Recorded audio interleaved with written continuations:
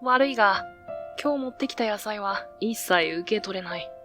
いや、むしろこれから先も必要なくなった。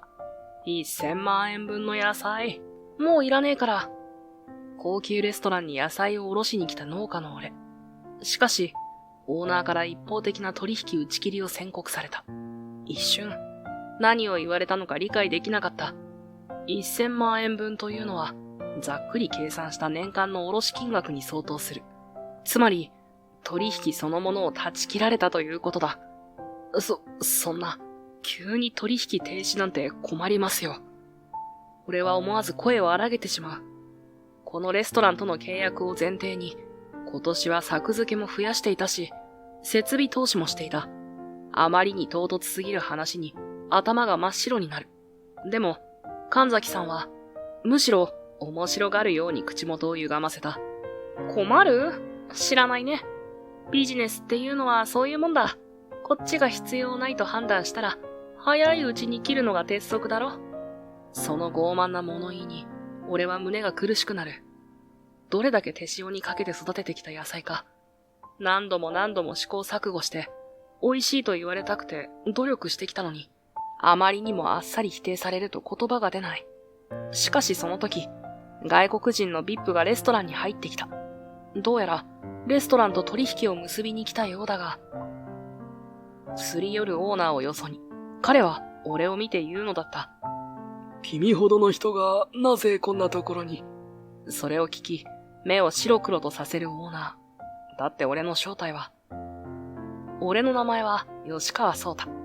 のどかな郊外で農業を営んでいる。朝は日の出とともに起き、畑に出て作物の様子をじっくりと観察するのが日課だ。土の状態を確かめ、少しでも葉がしおれていれば、水やりの量を変えたり、害虫を見つければすぐさま対策をしたり。表舞台には立たない地味な仕事だけれど、この積み重ねこそが美味しい野菜を生む要なんだと信じている。しかし、俺の毎日はただ、黙々と土をいじるだけじゃない。週に数度、収穫した野菜を軽トラックに積んで、高級レストラン神崎へ降ろしに行く機会がある。そこの料理長が、先代オーナーの頃から大切に育んできた取引で、ありがたいことに、俺の作物をかなりの量引き取ってくれているんだ。実際、レストラン神崎は門構えからして特別感が漂っている。レンガ造りの落ち着いた外観に柔らかな照明が灯るエントランス。俺みたいな農家が気軽に足を踏み入れていいのか戸惑うほど高級感に満ち溢れている。だが、そこで働く水沢さんはいつも俺の姿を見つけると笑顔で迎えてくれる。彼女はシェフとしての腕前が抜群で、店の看板メニューをいくつも手掛けているらしい。もっとも、俺から見ればすごい人かどうかはわからない。ただ、彼女の料理を口にした人たちは、軒並み絶賛しているみたいだ。俺自身、野菜をおろしているだけで、料理の一端を担えている気がして、なんとなく誇らしい気持ちになる。レストラン神崎には、先代オーナーの代から、質のいい素材を徹底的に追求する風土があったと聞く。俺が配達を始めた当初は、先代オーナーが、若いのに頑張ってるじゃないか。と声をかけてくれたり、水沢さんも、このキュウリ、すごくみずみずしくていいわね。どうやって育ててるの？なんて興味津々に尋ねてくれたりして、いつも温かく迎えてもらっていた。それに、水沢さんは俺の野菜をとても丁寧に扱ってくれた。このトマトは酸味が爽やかだから、サラダに使いたいな。ナスは焼き加減が大事だから、ちょうどいい仕上がりになるか挑戦してみるわ。など、彼女なりの創作アイデアをどんどん聞かせてくれるんだ。その度に、俺も、よし、次に持ってくる野菜はもっといい状態で収穫しよう、と気合が入る。だからこそ、最近少しずつ変わってきた店の空気に、俺も気がかりを覚えている。先代が退き、新しく2代目オーナーに就任したのが神崎さんだ。水沢さんとは幼馴染という話をちらりと耳にしていて、神崎さん自身も、昔からずっと彼女の料理センスは抜群だと思ってた、と何度か話しているのを聞いたことがある。ただ、俺と神崎さんが顔を合わせると、どうにも雰囲気が良くない。彼は洗練されたスーツ姿で、店の経営方針を矢継ぎ早に打ち出しているみたいだが、その眼差しにどこか威圧感を感じるんだ。以前は俺が納品に行っても先代オーナーが気さくに声をかけてくれたものだけど、今の神崎さんはまるで業者に構っている暇はないと言わんばかりにさっさと通り過ぎてしまう。水沢さんが俺にこっそり教えてくれたところによると、神崎さんは海外への事業拡大を見据えているらしい。しかも相当なスピードでコスト削減を進めようとしていて、既存の契約や仕入れルートにも違法者なくメスを入れかねないとか。吉川さん、ここだけの話なんだけど、神崎くんがやたらと海外の話をしていて、実はそこに多額の投資をしようとしているみたいなの。だから、今のレストランの運営費をかなり削りたがっていて。配達作業を終えた裏口で水沢さんにそう打ち明けられ、俺は少し気遅れしながらも聞き返した。ということは、もしかして、仕入れ先の見直しもあるかもしれないってことですか？実は、ちょっとだけそんな話を耳にして、今すぐどうこうというわけではないと思うんだけどね。彼女が言葉を濁しながら心配そうにこちらを見る。その視線を受け止めた俺は思わずため息が出そうになった。ここのレストランは俺の野菜を多く買い取ってくれている大事な取引先だ。もし関係が断たれたら経営的にも痛手は大きい。俺が苦い顔をしていると水沢さんが大丈夫だよ、と柔らかく微笑んでみせた。吉川さんのところの野菜がどれだけ人気なのか、私が一番よく知ってるんだから、正直、うちのレストランは吉川さんの野菜で持ってるようなものだよ。だから、神崎くんが何か言っても、私が止めるから、心配しないで。俺を安心させようとしてくれているのが伝わってきて、思わず胸が温かくなる。いや、ありがとうございます。でも、すみませんね。何から何まで。俺がそう返すと、水沢さんは首を振って笑みを深めた。全然。吉川さんだってうちのレストランを支えてくれてるし、私も美味しい野菜のおかげで、新しいレシピがどんどん思い浮かぶからね。むしろ感謝してるんだよ。そう言ってもらえると助かります。だから、あんまり落ち込まないで。もし神崎くんが仕入れを見直すとか言い出しても、私も黙ってないからさ。彼女は言葉の端々こそ砕けているものの、まっすぐこちらを見つめる視線は頼もしかった。シェフとして一流だと噂されるだけのことはあるし、何より、あの二代目オーナーに食材や調理法についても堂々と意見を言っていると聞く。どうやら、そこには幼馴染ならではの遠慮のなさがあるらしい。神崎くんとは昔から一緒に育ってきて、親の経営する店を見てきた仲なんだ。確かにやり方が強引な時もあるし、海外進出っていう夢に熱くなりすぎちゃうところもあるけど、本当は悪い人じゃないと思うよ。まあ、私から見ても、もうちょっと穏やかになればいいのにって思うことはあるけどね。そう言いながら、水沢さんは少し苦笑した。子供の頃からそばにいた神崎さんのことを、彼女なりにいろいろ感じ取っているんだろう。俺も、なるほどと相槌を打ちながら、どこか羨ましいような気持ちを抱く。私も、神崎くんが海外店舗を夢見る気持ちは理解してるんだ。もともと、世界中の人にうちの料理を楽しんでほしいって言い続けてたから。だけど、だからといって、大切なものを犠牲にするのは違うよね。レストランって、お客様に美味しいって思ってもらうのが一番大事だからさ。はい。俺も野菜を育てるときは、美味しいかどうかを基準にしてます。水沢さんは、それだよそれと、軽く指をさしてくる。でしょ？その美味しいかどうかが、結局は人を喜ばせる根本だよね。だから、コスト削減は必要でも、素材の質を落としたら意味がない。ほら、私はシェフだからかもしれないけど、素材の味が最高だと、自然に料理も美味しくなるんだ。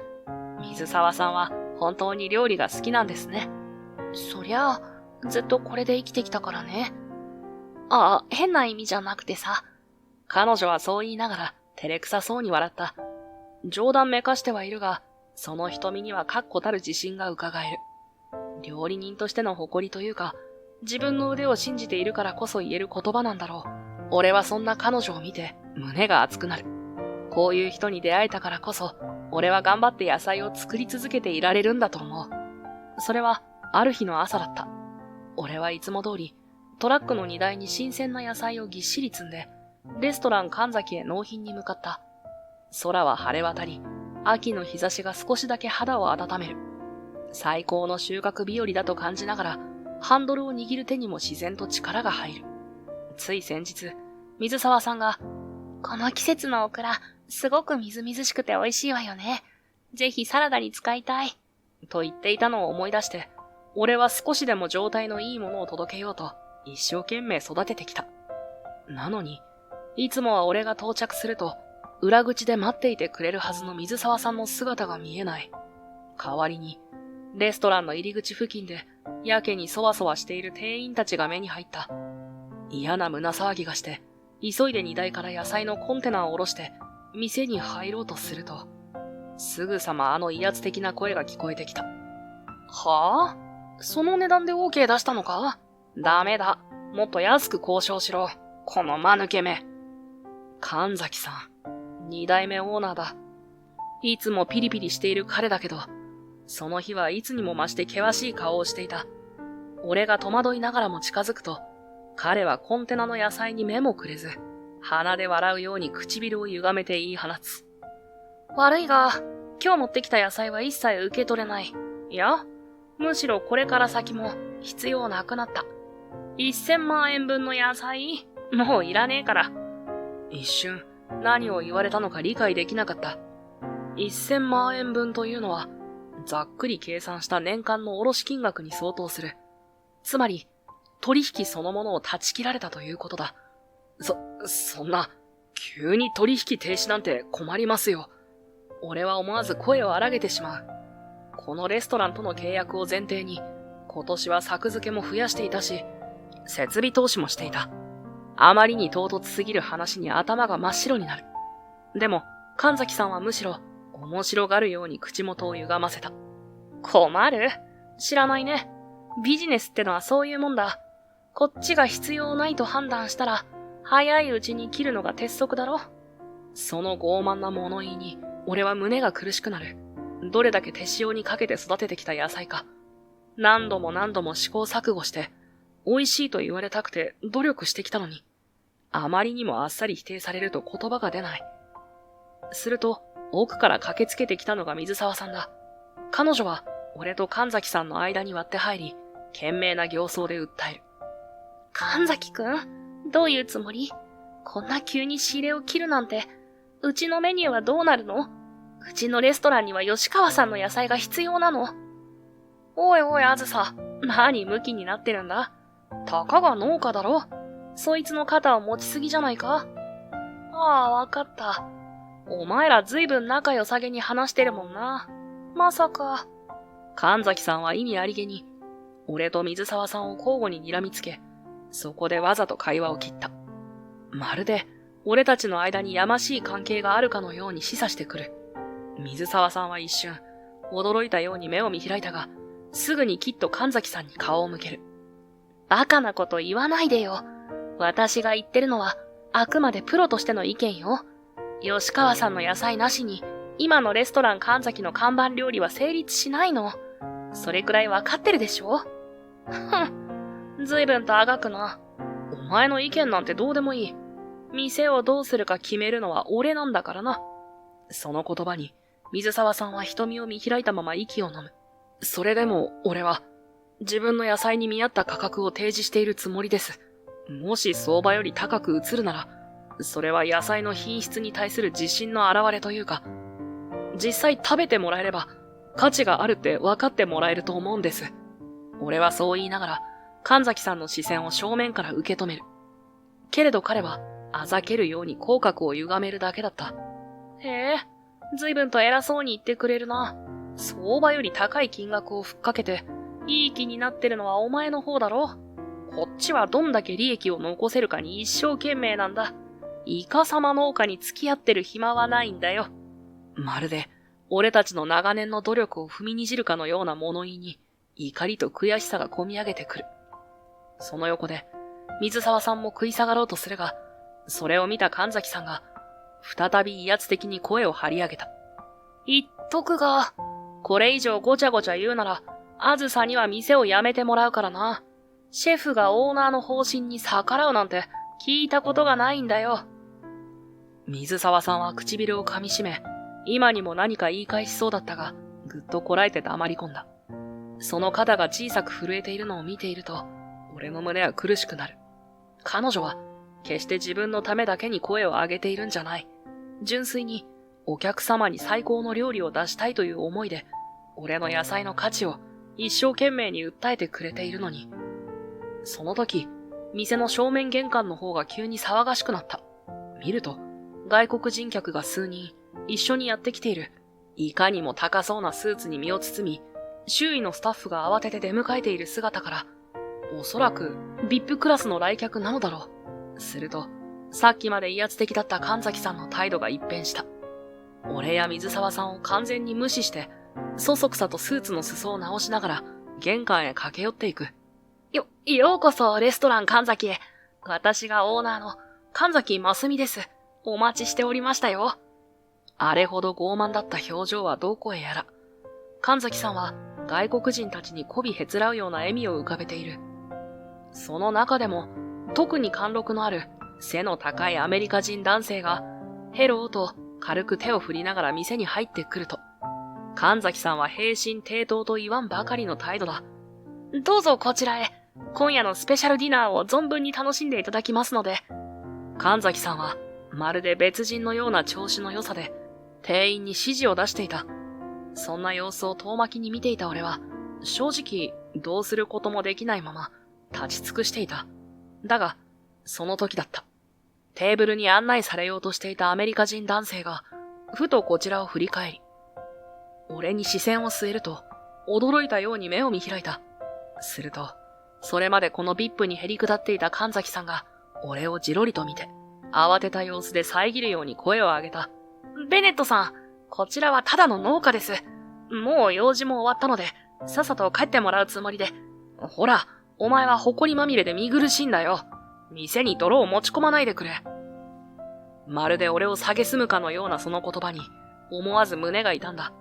泥臭い作業着のままレストランに来ているから、確かに品位には欠けるかもしれないが、だからといってここまで言われる筋合いはない。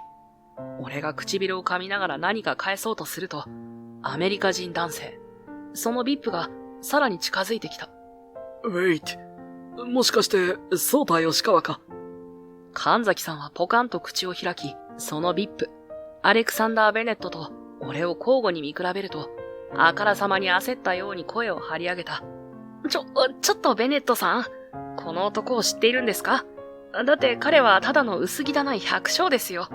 たった今、取引を停止してやったところなんですよ。面白おかしく神崎はまくし立てるが、アレクサンダーは神崎さんの言葉を無視するかのように、俺の元へ足を進める。その瞳には、驚きと懐かしさが入り混じり、そして何より、喜びの色が浮かんでいた。やっぱりソータだ。間違いない。ハーバードで一緒だった吉川ソータだろ。すごい。こんなところで再会できるなんて。にわかには信じられないという表情で、アレクサンダーは声を弾ませている。その様子を見た神崎さんは、さらに青ざめたように口を開閉するばかり。さっきまでの早く帰れだの、埃まみれで汚いだのと言っていた態度はどこへやら。言葉にならない動揺が顔に滲み出ている。俺はそんな神崎さんの様子を横目で見やりながら、アレクサンダーに向けて苦笑した。ベネット、いや、アレクサンダー、俺もびっくりしてるよ。日本に来てるなんて聞かなかったから。僕は今、アメリカでレストランチェーンを経営していて、日本進出の準備中なんだ。まさかこの店で、ソータに会えるとは思わなかったよ。元気にしてた。アレクサンダーが、俺の名を呼んで歓声を上げる様子を見て、さっきまで横兵だった神崎さんが露骨に焦り始めた。顔色を変え、ぎこちなく頬を引きつらせて笑おうとする。ベネットさん、彼とお知り合いなんですか？まるで、俺との間柄を知られたくないような、あるいは信じたくないような小姉だ。アレクサンダーはそんな神崎さんに対して、わざと大きくうなずいてみせる。もちろん、そうだ吉川とはハーバード時代の同級生なんだ。大学では同じプロジェクトを組んだこともあって、よく研究室で議論し合ってたよ。その言葉を聞いた神崎さんの表情は、まさに予想外という一言に尽きる。さっきまでは、埃まみれで汚いだの、ただの農家だのと、俺を見下すように言い放っていたくせに、今や顔が真っ青に変わっている。ハーバード大学、彼が？呆然とつぶやく神崎さんの隣で、水沢さんは、ふふっとわずかに笑みをこぼしている。俺も何とも言えない気恥ずかしさを感じながら、神崎さんに向けて頭を下げる。はい。大げさに言うつもりはないんですけど、アレクサンダーとは学生時代からの友人で、今でもお互いの研究成果を共有したりしてます。俺はここ数年、日本で農業に専念していただけで、そう説明すると、アレクサンダーは俺の肩を軽く叩きながら、笑みを深める。ソータは、ハーバードで首席卒業したと聞いている。卒業後に日本に戻って、最先端の AI 技術を農業に応用しているって噂を聞いたんだよな。実際、こうして再会できて、本当に嬉しいよ。その一言で、さらに神崎さんの顔色が変わる。けれど、今更どんな言い訳をしようと、もう遅い。さっきまで、ただの農家扱いしていた相手が、海外ビップ、アレクサンダー・ベネットと、ハーバードで同級生だったという事実に、完全に言葉を失っていた。なんだ。ベネットさんと知り合いなら、そう言ってくれよ。さっきはちょっとした行き違いがあっただけで、彼の野菜を馬鹿にしたわけじゃないんですよ、ベネットさん。それはもう、あからさまな手のひら返しだった。先ほどまでの傲慢な態度とは打って変わり、愛想笑いを浮かべて、しきりに弁明している。だが、アレクサンダーは眉を潜めて、すぐに切り返した。行き違い？実際にはどうなんだい？さっきから契約を解除するとか、埃まみれで汚いだとか、不穏な言葉ばかりが耳に入ってきたんだけど。アレクサンダーの問いかけに、神崎さんはさらに焦り、うまく言葉が出ずに詰まっている。すると、その横から水沢さんが意を決したように進み出た。ベネットさん、実は彼は理不尽に吉川さんとの契約を切ると言い出したんです。私は止めようとしたんですが。水沢さんが恨めしそうに神崎さんを見やると、神崎さんはハッとして目をそらす。アレクサンダーはその説明を聞いて、静かにかぶりを振った。なるほど、そういうわけか。どうやら、俺が思っていた以上に問題がありそうだね。そう言いながら、アレクサンダーは俺が持ってきた野菜のコンテナに視線を向ける。そして、そっと手に取ったトマトを興味深げに眺めた。ところで、ソータ、このトマトをちょっと食べさせてもらっていいかな。あまりにもピカピカ光ってるから興味が湧いてね。もちろん、俺がそう申し出ると、彼はトマトを一つ取ると、服で軽く拭いて一かじりした。美味しい。なんてみずみずしくて、甘みも程よいんだ。酸味もバランスがいい。そうた、これはどうやって育てたんだい？アレクサンダーは続けざまに、オクラやキュウリにも手を伸ばしては、簡単の声を上げる。俺は少し照れくさそうに笑いながら、言葉を選ぶ。実は、ハーバードで研究していた AI 技術を農業に活かしているんだ。畑の温度管理、水分量、日照条件なんかをセンサーでデータ化して、最適なタイミングで水をやったり、土の栄養バランスを調整したり、これを使えば誰でも安定して美味しい野菜を作れるシステムを目指してて。すごいな、それは。アレクサンダーは驚嘆の声を上げ、真剣な表情で俺の説明に聞き入る。その様子を見ていた神崎さんは、いたたまれないような面持ちで視線をさまよわせていた。アレクサンダーがにっと笑みを浮かべる。いやあ、ソータの研究がここまで成果を出しているなんて、もしよければ、君の農場で育てた野菜、全部俺が買い取ってもいいかい？その言葉を聞いた瞬間、まるで頭上に光が差し込んだような気がした。たった今、1000万円分の野菜はもういらないと宣告され、先行きが見えなくなっていた俺にとって、これ以上ない救いの手だ。全部、買い取るって、思わず俺は聞き返す。アレクサンダーは満面の笑みで首を縦に振った。そうだ。量がどれくらいあっても構わない。俺としては世界に通用する最高の食材を探していたし、昔からソータの研究には興味があったんだ。これを機に本格的に契約を交わしたいと思ってる。喜びをかみしめる俺を横目に、神崎さんが慌てたように横槍を入れる。それならベネットさん、うちのレストラン神崎もぜひ買い取りに参加させてくださいよ。海外進出には我がグループのブランド力も役立つと思いますし。さっきとは打って変わって卑屈な笑みを浮かべる神崎さんの姿に、アレクサンダーはちらりと眉を上げる。神崎さん、さっきも言ったけど、俺は生産者を見下すようなところとは仕事はできない。彼の野菜を埃まみれで汚いなんて言い方をする人には、正直魅力を感じないよ。ビジネスは人とやるものだからね。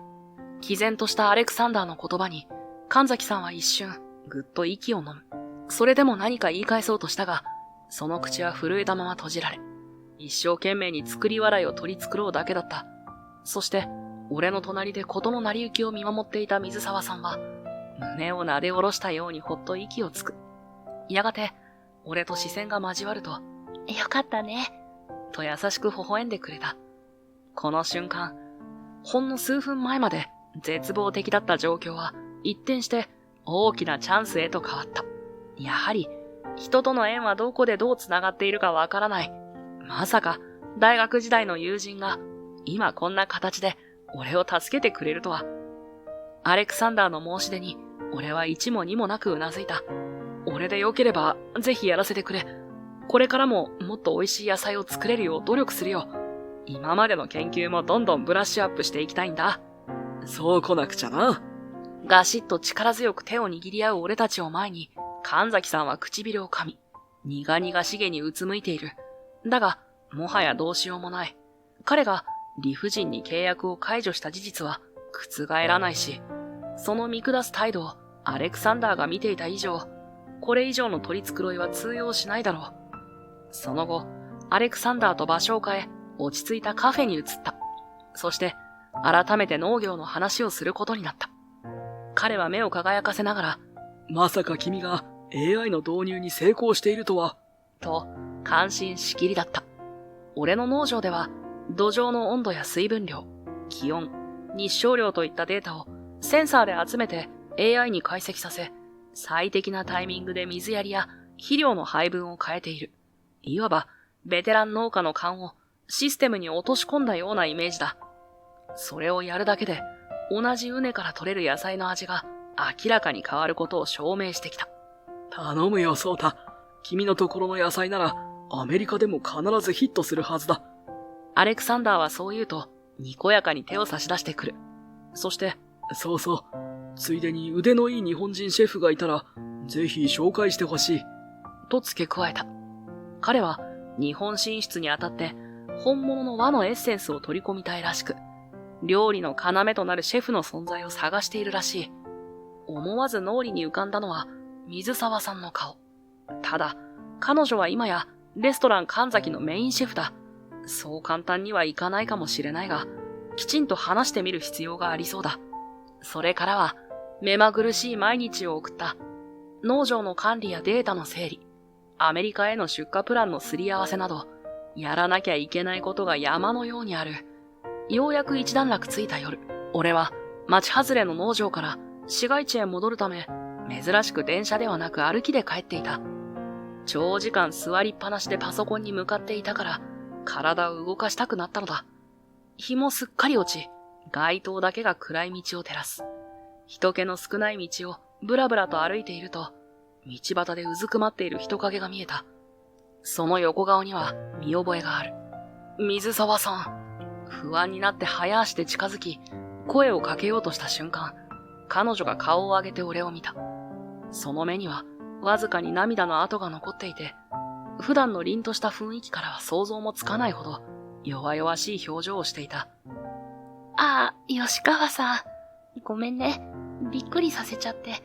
そう言いつつも、その表情は明らかに暗い。気になってさらに声をかける。顔色が悪い。何かあったんですか？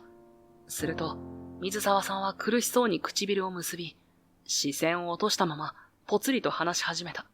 店をクビになったの。神崎くんに今回の商談を逃したのはお前のせいだって。私が吉川さんの味方をしたせいで、ビップが怒ったんだろうって責められて。あまりに衝撃的な告白に言葉が出ない。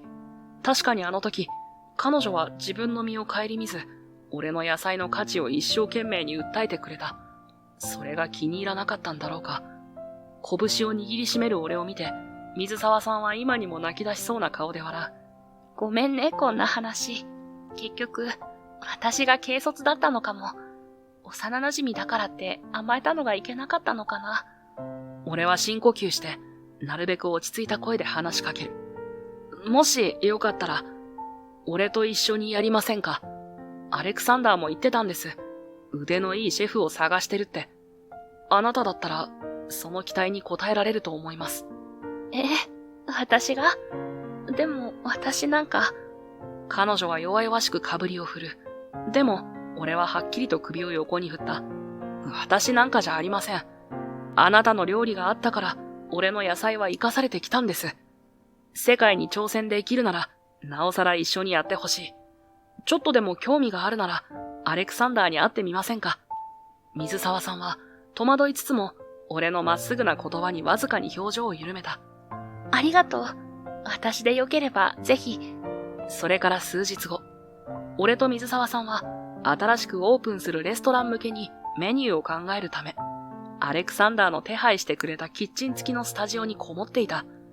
広めの料理スペースには、俺の畑から採れたばかりの新鮮な野菜が所狭しと並んでいる。ピーマン、トマト、ナス、オクラ、どれもみずみずしい緑や赤紫の艶が眩しいほどだ。やっぱり、どの食材を見ても、鮮度が段違いね。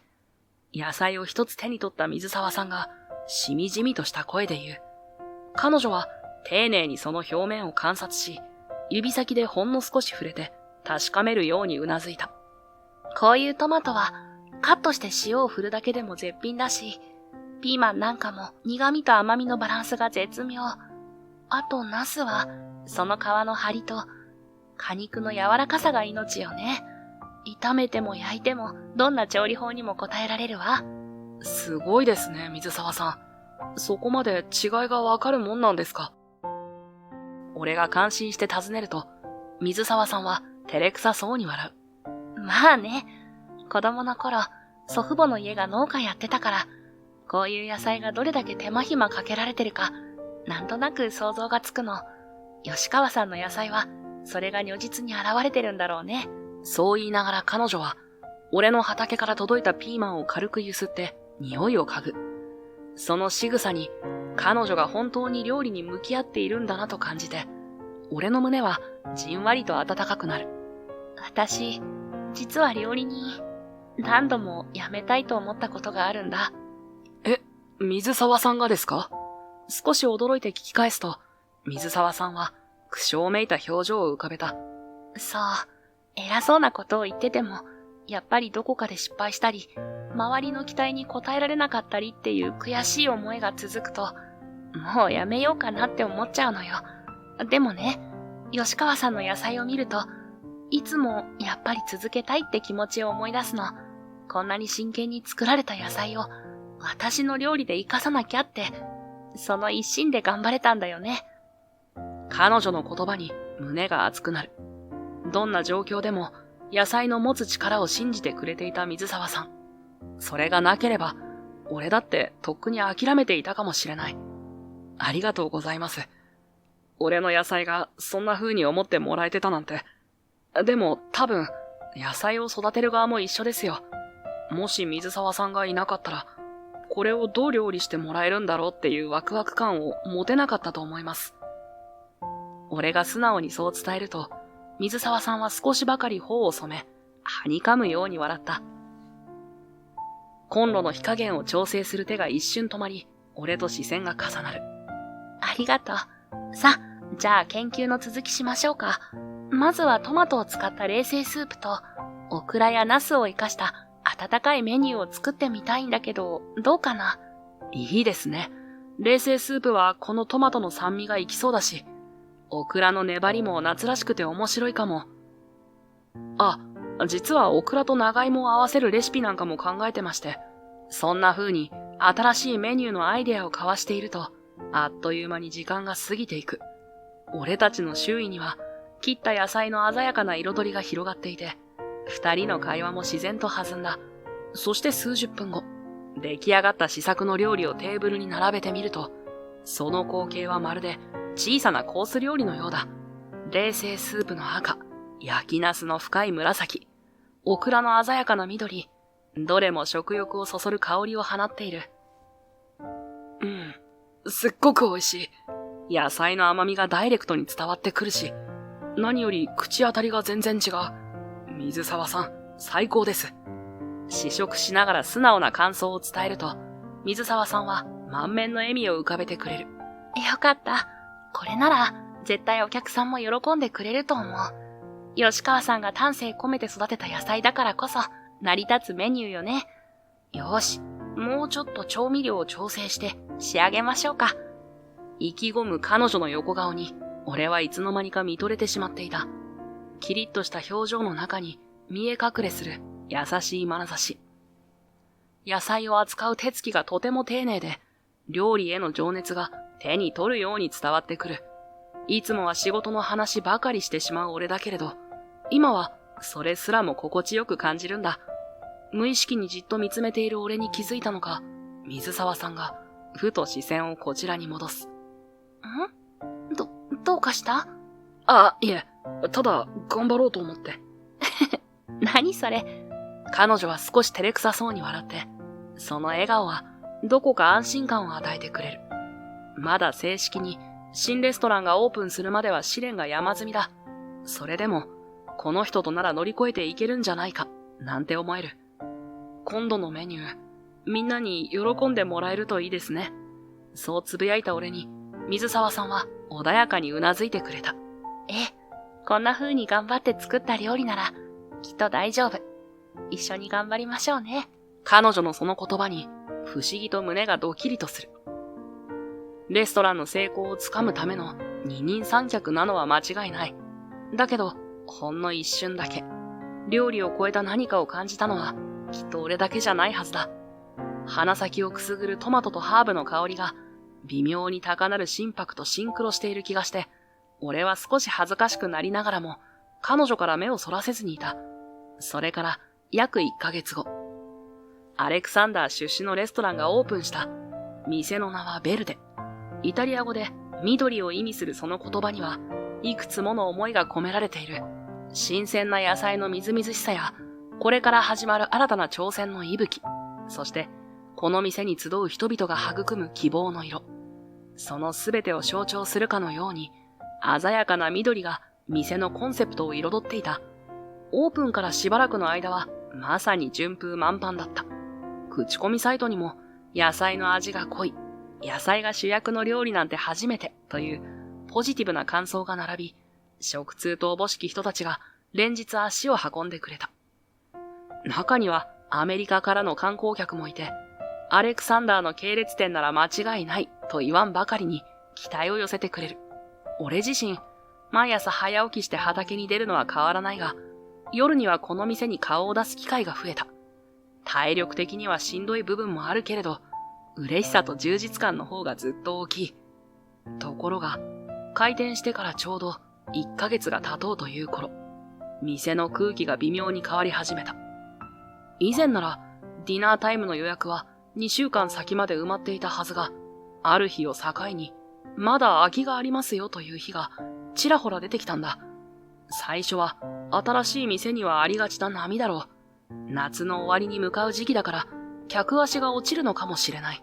と気楽に考えていたが、どうもそれだけではなかった。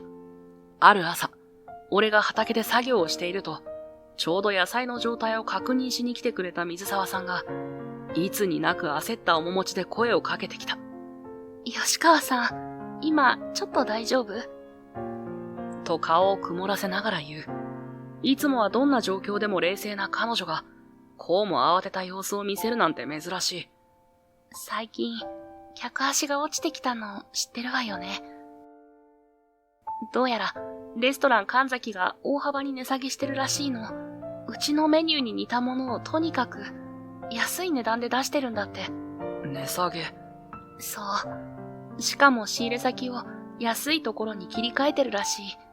客寄せといえば聞こえはいいけど、あっちの関係者からは、ここで食べるよりレストラン神崎に行った方が、同じ料理を安く食べられるなんて宣伝までされてるそうよ。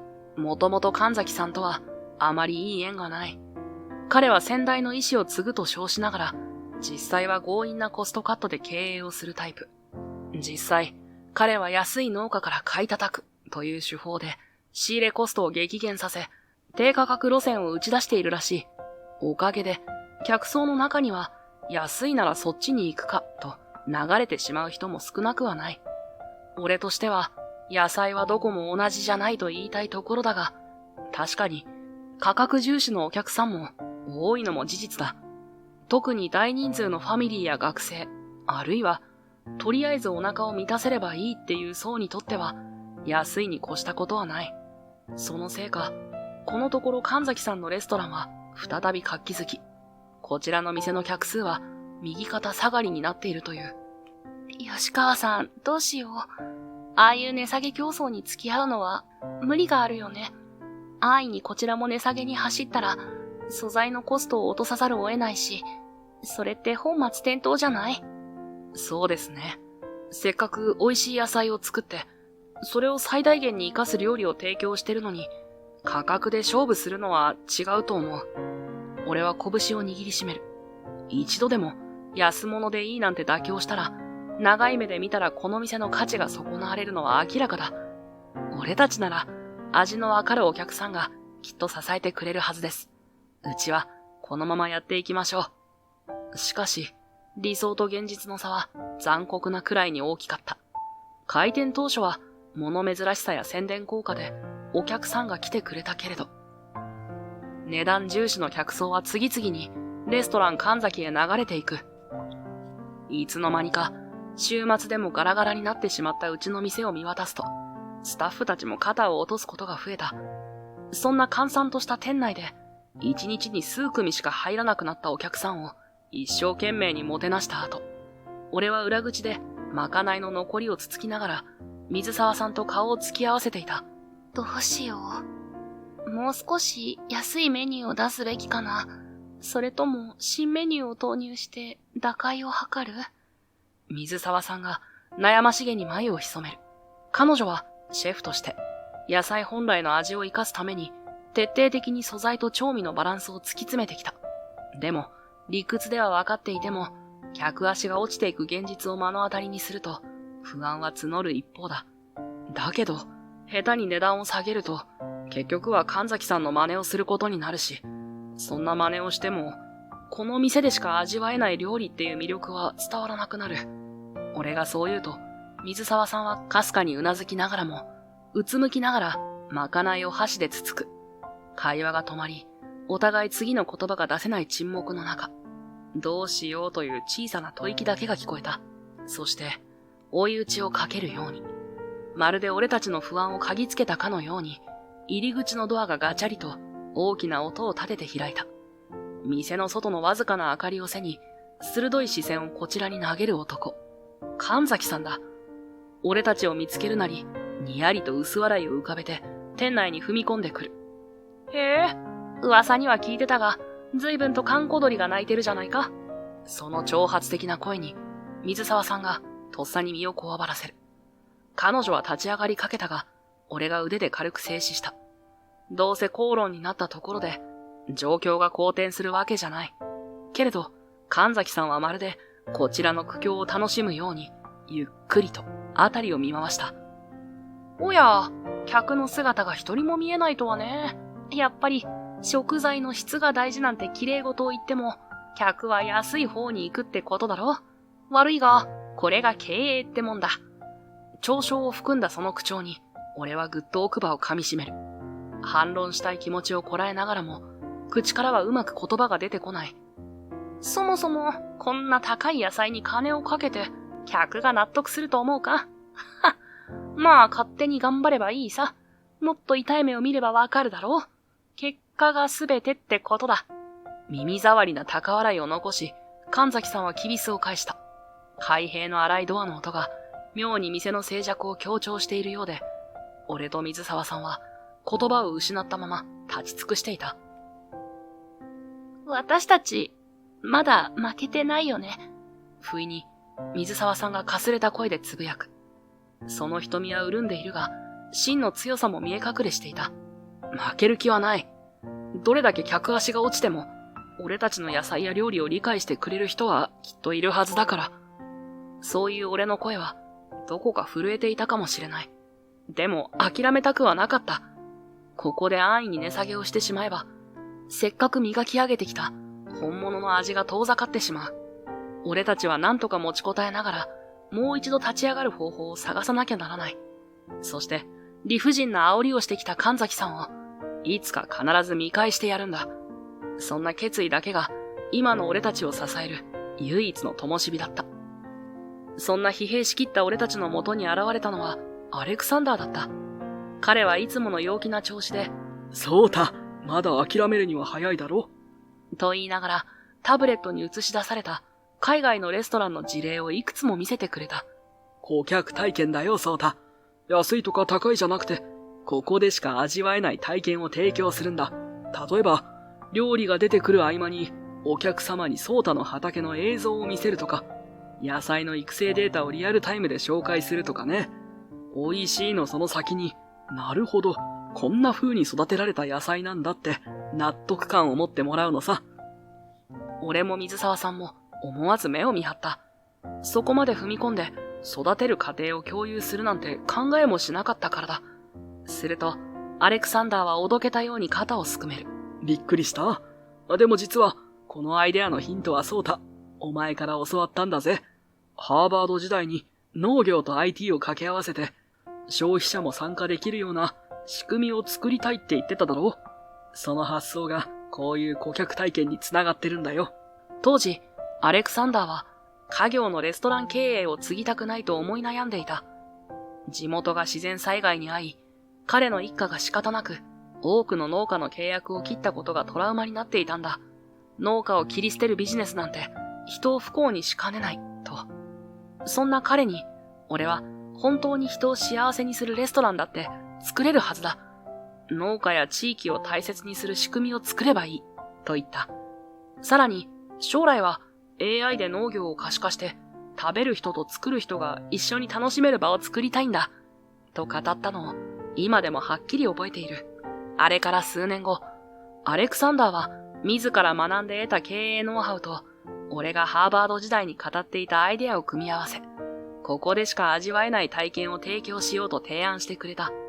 俺自身、まさか自分の夢の種が彼の手によってこんな風に育てられて、実際のレストランで形になるなんて思いもしなかった。だけど、そうやって互いの過去や思いがつながって、今の俺たちがあることを思うと、何とも言えない感動で胸が熱くなる。それから俺たちは、アレクサンダーの提案通り、店に顧客体験の仕掛けを組み込むことにした。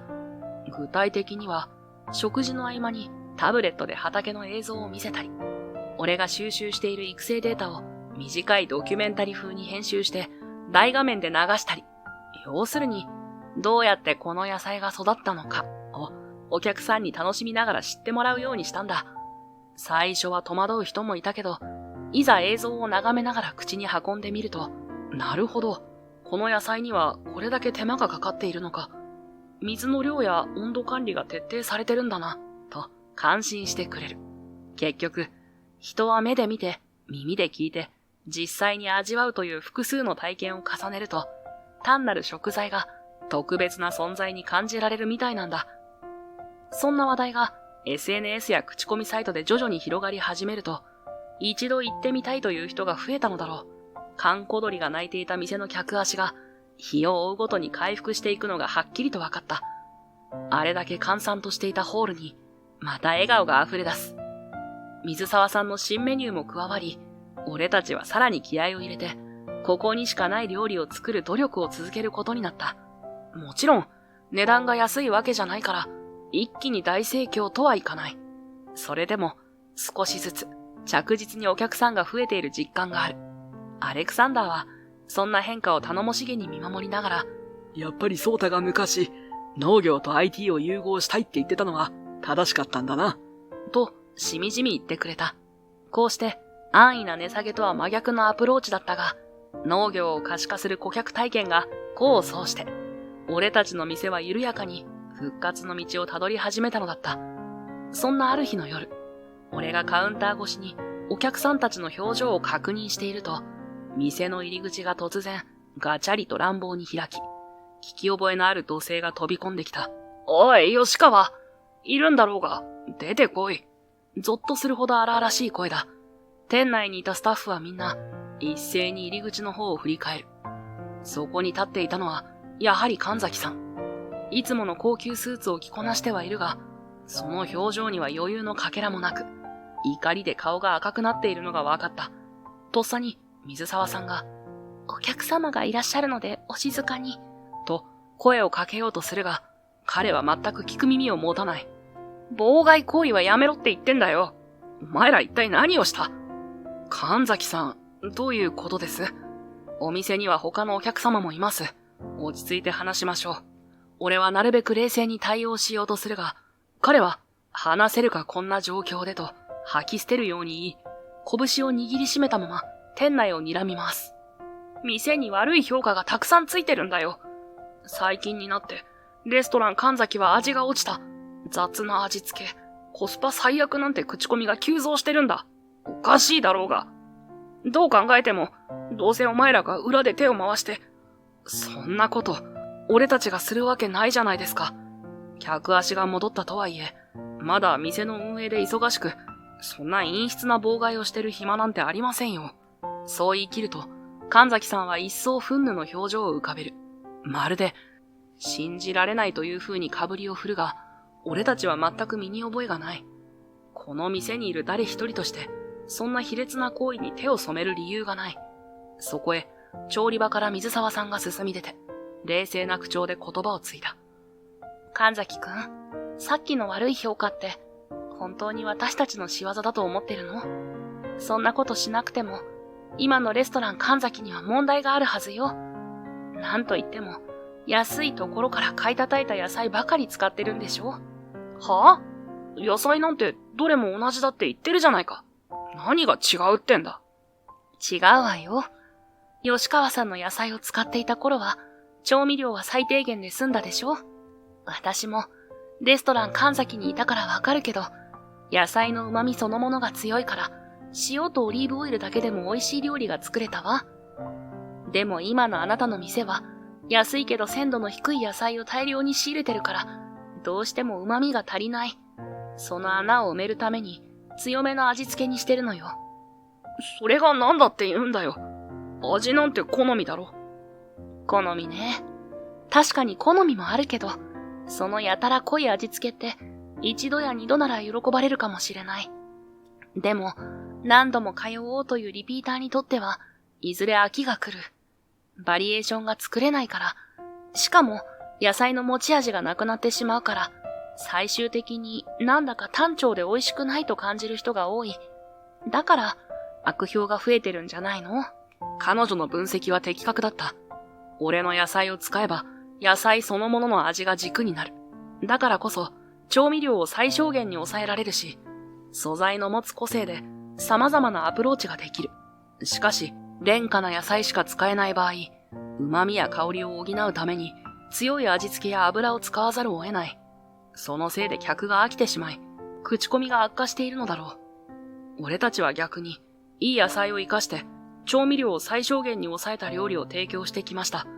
シンプルだけど、一口食べれば、素材のクオリティがわかるって、2の客層には結構受けてるみたいですよ。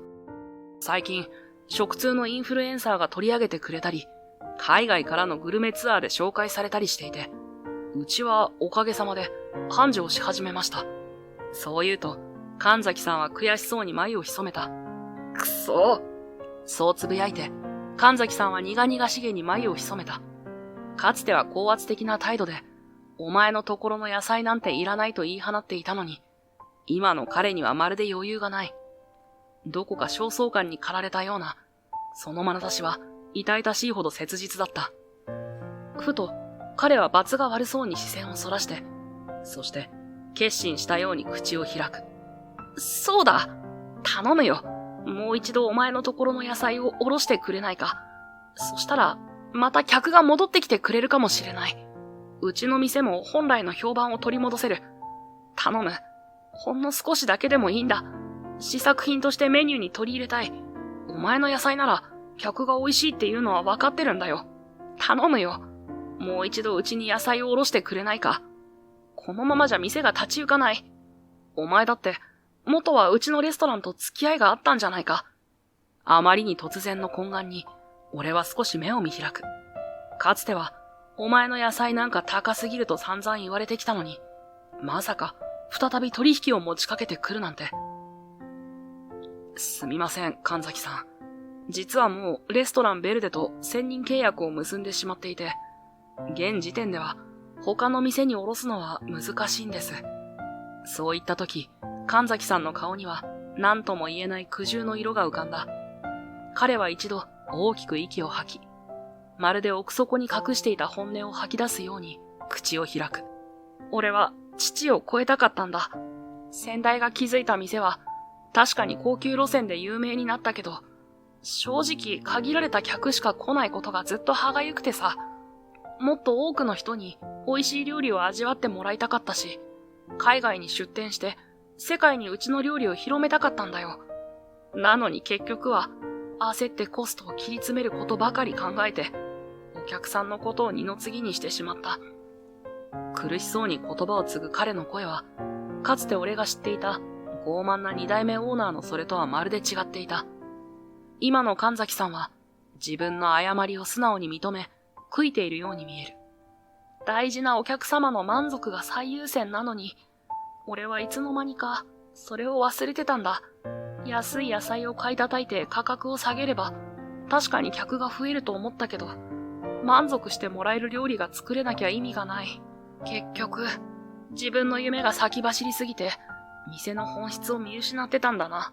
その言葉を聞きながら俺は水沢さんと目を合わせる。いろいろあったけれど、彼が今本音をさらけ出しているのはわかるし、その悔しさも痛いほど伝わってきた。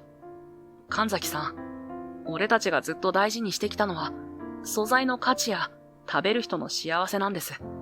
いい野菜を生かすために、決して安易な手段には走らないようにしてきました。確かに、もっと多くの人に料理を届けたいという夢は素晴らしいと思います。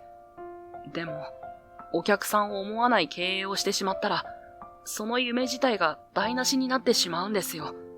彼はうつむき、唇を噛み締めたままうなずく。次にどんな言葉を返せばいいのかわからないのだろう。その姿はどこか脆く、同時にかつての傲慢さが嘘のように消え失せていた。神崎さんは暗い表情でうつむいたまま、ふと水沢さんの方へ視線を移した。あずさ、お前には辛い思いをさせたよな。昔、お前がまだ子供だった頃、いずれは外国で料理を学びたいって言ってたの覚えてるか？俺はあれをずっと叶えてやりたかったんだよ。世界にうちの店を広げれば、お前も海外で自由に料理ができる。そのためにはどうしても金が必要で。神崎さんが語るその理由に、水沢さんは息を飲む。昔から神崎さんとは幼馴染だと聞いていたけれど、そんな経緯まで絡んでいたなんて俺は初耳だ。どうやら彼が海外進出にやたらと執着していたのは自分の野心だけじゃなく彼女のためでもあったらしい。お前はここで新しい夢を見つけたんだな。その問いかけに水沢さんは小さくうなずく。私、海外に行く夢だけが全てだと思ってたけど、ここで吉川さんの野菜を使って料理してたら、なんだかもっと大きな可能性があるって感じたの。自分の料理が世界だって変えられるんじゃないかって。だから私はこの店で新しいスタートを切ろうと思う。神崎さんはその言葉を聞くと苦しそうに目を伏せる。そうか。ならこいつを頼むよ。こいつ、あずさは昔から料理にかける情熱が半端なくて、俺もいつも振り回されてたんだ。でも、その分だけ無茶もするからな。困ったら助けてやってくれ。俺は思わず胸が苦しくなったが、それでも静かな決意を込めてうなずく。わかりました。彼女と一緒に、これからも、一緒に店を盛り上げていきます。水沢さんが唇を震わせながら、こぼれ落ちそうな涙を何とかこらえる。神崎さんはその姿を眺めていたが、やがて何も言わず、ふらりと背を向けて立ち去っていった。かつて見下された相手のもとへ頭を下げに来るなんて、どれほどの屈辱だったかは計り知れない。だが、彼にしかわからない思いが、確かにそこにはあったのだろう。神崎さんの足音が遠ざかっていき、扉が閉まる音がかすかに聞こえると、店内の静寂が一層際立つ。しばらくの間、水沢さんはその場に立ち尽くしていたが、やがてこらえきれなくなったように膝を折り、床に手をついてうつむいてしまった。あいつバカよ。本当に、こんな形で過去を引きずり出して、私が子供の頃に何気なく言った一言なんて、覚えてなくていいのに。声は震え、瞳からは涙がポロポロと落ちている。彼女の思いが痛いほどに伝わってきて、俺はどう声をかければいいのかわからなかった。だけど、放っておくことなんてできない。そっと彼女の肩に手を触れ、少し身をかがめる。水沢さん、大丈夫ですよ。きっと神崎さんは、あなたの言葉を本当に大事に思ってたんです。たとえ歪んだやり方だったとしても、あなたの夢を叶えたかったんだと思います。そう囁くと、彼女は顔を上げ、涙で濡れた瞳をこちらに向ける。でも、私結局何もしてあげられなかった。あんなやり方は絶対ダメだって分かってたのに、もっと早く止められたら。もう一度こぼれる涙。俺は迷わず、彼女の肩を支えるように引き寄せ、ぎこちなく抱き寄せる。なんと言葉をかければいいのかわからないから、せめて、このぬくもりだけでも感じてもらいたくて。あなたが止められないくらい、あの人は一生懸命だったんだと思います。幼馴染として、海外進出を夢見てるあなたを見て、いつの間にか使命感まで背負ってしまったんでしょう。でも、もう大丈夫です。水沢さんにはちゃんと守れる場所がある。吉川さん。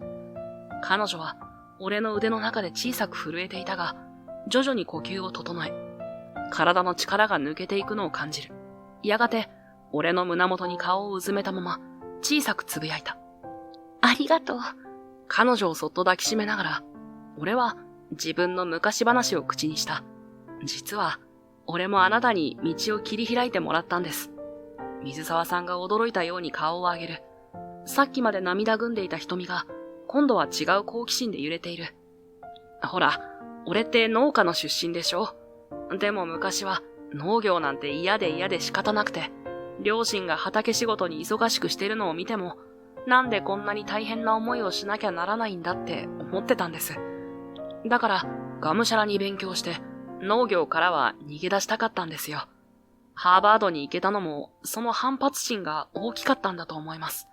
そう言いながら、俺はふと遠い記憶を思い出す。子供の頃の夏の終わりの田舎道。両親が仕事で出払っていて、一時的に祖父母の家に預けられていたあの数日間が人生を大きく変えるきっかけになった。ある日、祖父母の田舎に行ってた時、退屈しのぎに外をブラブラ歩いてたら、畑の端っこで一人の女の子に声をかけられたんですよ。これ食べてみるって何かの野菜を手渡してくれて、水沢さんが興味深そうに瞬きをする。俺はそのまま言葉を続ける。正直、最初は、こんなのそのまま食べるのって戸惑ったけど、一口かじったらすごく甘くて美味しかったんです。今でも覚えてます。まるでトマトでもフルーツトマトみたいに濃厚な味わいで、こんなに美味しい野菜があるんだって、あの瞬間、それまで嫌っていた農業が突如として輝いて見えた。農業ってすごいって思えたんですよ。話しながら、俺はその時の光景がありありと蘇ってくる。田舎道に降り注ぐ夕日のオレンジ色や、まだ小さな手に握られたその野菜。そして、少し恥ずかしながらも、どう美味しいと聞いてきた女の子の笑顔。そのことは、それきり会話も少ししかしなかったんです。でも、俺の中では農業も面白いかもしれないっていう気持ちが生まれて、そのまま一旦は農業を目指すなんてありえないって気持ちと葛藤しながらも、結局はハーバードで AI を活かした農業を研究するまでに至りました。だから、あの時生のまま野菜を食べさせてくれた女の子に、俺はずっと感謝してるんです。そこでようやく、俺は水沢さんの瞳をじっと見つめる。彼女も目を見開きながら、信じられないという表情を浮かべている。私、祖父母の家で畑仕事を手伝っていた頃、近所に来てた男の子に食べてみるって生野菜をあげたことがあるの。ちょっと年は上の子だったけど、すごく驚いた顔をしてて、まさか、あれがあなただったなんて。ほろりと涙を流しながらも、彼女は穏やかな笑顔を浮かべる。まるで、ずっと忘れていた記憶が音を立てて繋がるように。俺の胸も熱くなる。小さく息を整えながら、どちらともなく、そっと唇が近づいて、もしかしたら、この一瞬が過ぎてしまえば、いつもの俺たちに戻るのかもしれない。それでも、今はただ、お互いの存在を確かめ合いたかった。長い沈黙の中で、彼女の手が俺の背にそっと添えられる。店の中の空気が少しだけ暖かく変わった気がして、俺は思わず目を閉じた。切なくて、けれどどうしようもなく甘い。この瞬間こそが、今の俺たちの全てだった。それからしばらく経ち、俺たちのレストランベルでは、ますます繁盛するようになった。AI で管理した農場と、あずさが生み出す新作メニューは、多くの人に支持され、新しいコースの予約は常に埋まる勢いだ。アレクサンダーも、こんなに順調なら、次の店舗展開も考えられる、と、嬉しそうに笑っている。そんなある日、俺が畑で野菜の収穫を終えて店に戻ると、あずさが穏やかな笑みを浮かべて待っていた。いよいよ、赤ちゃんがお腹の中で大きく動き始めているという。まだ数ヶ月先だけれど、新しい家族を迎える準備は着々と進んでいる。ほら、ここ、動いてるのわかる？あずさがそう言って、俺の手を引き寄せ、お腹に当ててくれる。くすぐったいような幸せが胸に広がる。二人が出会ったのは、あの不思議な縁があったからだと思うと、この小さな命にも運命を感じずにはいられない。その翌週、思いもよらない人物が店を訪ねてきた。神崎さんだ。以前のような傲慢な雰囲気はすっかり消え、どこか柔らかな目つきをしている。俺は少し身構えたが、彼は以前のように怒鳴り込むこともなく、静かに頭を下げた。元気そうだな、二人とも。店も繁盛してるようで何よりだ。俺も、ようやく父の店を一から立て直す方法を見つけたよ。地元の農家と改めて連携して、上質な食材と手頃な価格の両立を探すつもりだ。そりゃあ簡単じゃないだろうが、客に喜ばれる店作りを真面目にやってみようと思ってる。その表情に嘘は感じられない。前は安さだけを追いかけて失敗したが、今度は客を大事にしながら多くの人に届ける形を模索しているらしい。海外進出の夢は諦めていないというが、闇雲に突き進むのではなく、一歩ずつ努力する道を選んだようだ。お前たちを見て学んだんだよ。結局、誰かをないがしろにしてまで手に入れた成功は長続きしないってな。本当にすまなかった。彼はもう一度頭を下げて、店を出て行った。その背中は、昔の尊大さとは違い、どこか清々しい気配さえ漂っている。うちの店を追い出されるように去った過去からは、想像もつかないが、きっと本当に学んで改心したのだろう。何もかもが丸く収まったわけじゃないが、少なくとも、彼は自分なりの道をもう一度歩み始めている。俺たちもまた、新しい命を迎える準備と、これからの店作りに追われる日々だ。けれど、AI 農法も料理の研究も、新しい家族の誕生も、すべてが希望に満ちている。